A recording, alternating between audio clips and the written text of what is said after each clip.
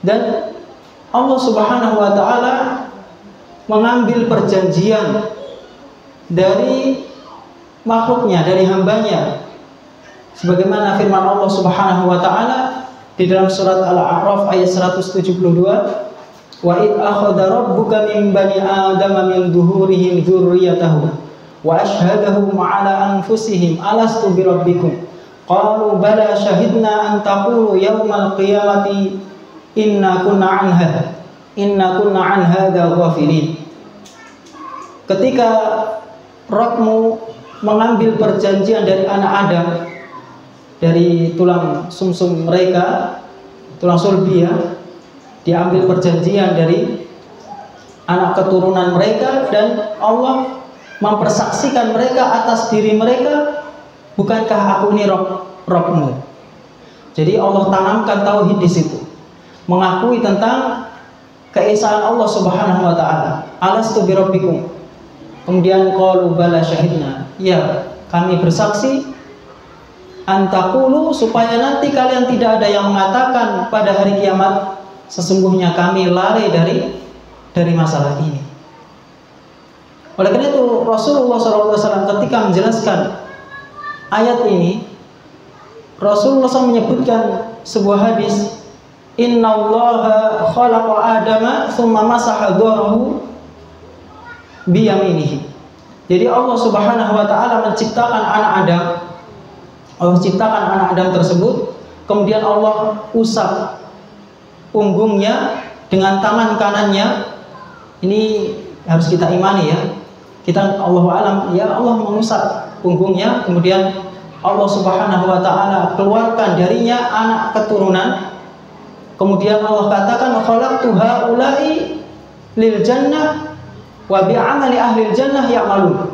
Aku menciptakan mereka untuk hidup nantinya di surga, dan mereka nanti yang akan mengamalkan amalan surga, amalan penduduk surga ketika di dunia.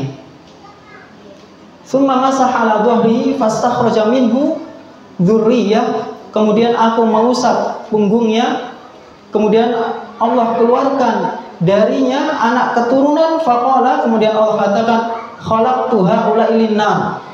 Aku ciptakan dia untuk neraka.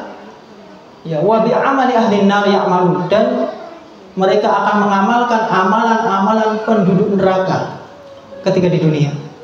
Kemudian sahabat mengatakan, seseorang yang tidak disebutkan namanya, ya Rasulullah, fa fi mal amal. Wahai Rasulullah, lalu bagaimana dengan amalan? Buat apa beramal kalau semuanya sudah ditentukan? Maka Rasulullah SAW menjawab, innallaha idza khalaqa ar-rajula lil jannah ista'malahu bi'amali ahli jannah. Ini yang harus kita jadikan pelajaran.